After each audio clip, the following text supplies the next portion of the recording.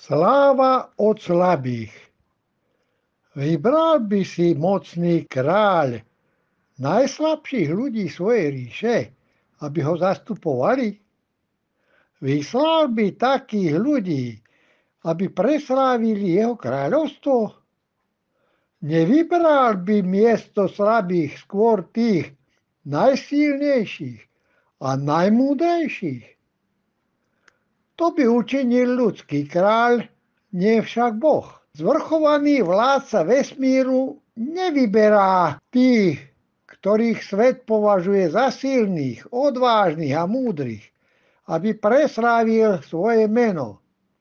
Vyberá tých slabých, ktorí sú prehliadaní, tých, ktorí sú považovaní za pošetilých, nerozumných.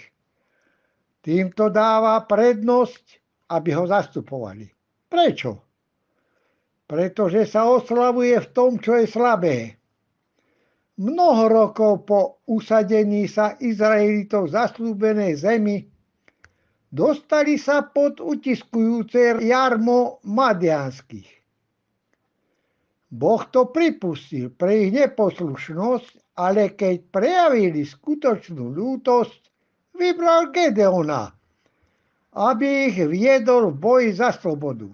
Gedeon však nemal budovať veľkú armádu, pretože Božia ruka vo víťazstve by potom nebola tak zrejme veľká.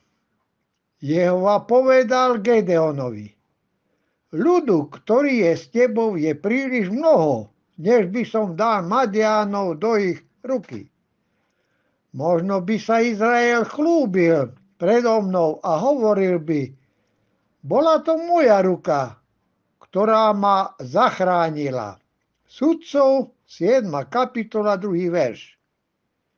Gedeonové bojové síly boli tak zmenšené na 10 000 mužov.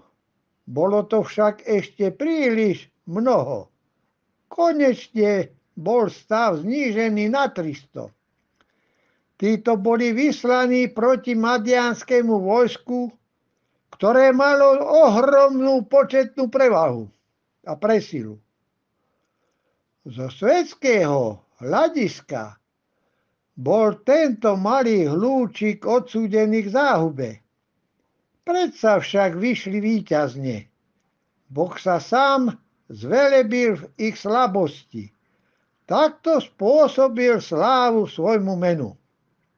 Tak, ako Jehova nevyvolil za svoj ľud mocných sveta v dňoch Mojžišových, Gedeonových, nevyvolil takých ani v dňoch Kristových.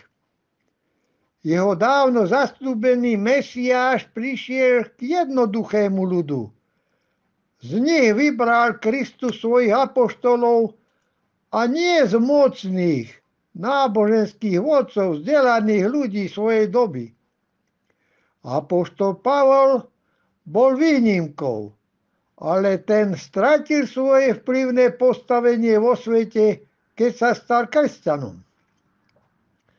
Vybraná spoločnosť tej doby pozerala pohrdavo na jednoduchý ľud ako na menej cenný.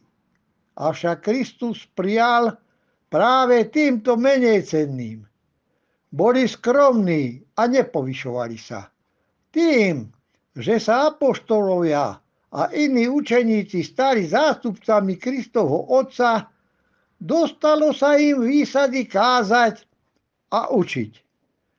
O tejto práci sa domýšľali náboženskí vodcovia, domnievali, že patrí len im. Domnievali sa, že jedine oni sú schopní a hodní vykonávať ju. Avšak predsa boli k tomu určení chudobní rybári, výberči daní, výrobcovia stanov. Stali sa hlásateľmi Božej pravdy. Jednoduchí ľudia, ktorých Boh vybral v dnešnej dobe, aby ho zastupovali, nie sú múdri, ani mocní, ani vznešení podľa tela. Predsa však vykonávajú ohromné dielo k úcti Jehovovho mena. Tak ako kresťania prvého storočia, tiež oni prinášajú nádej zástupom ľudí kázaním dobrého posolstva o Božom kráľovstve. Tiež oni vydávajú svedectvo pred svetskými vládcami a skutočne znášajú hrozné prenasledovanie. Títo novodobí, verní svedkovia Jehovovi sa nechvália sami sebou, ale Bohom.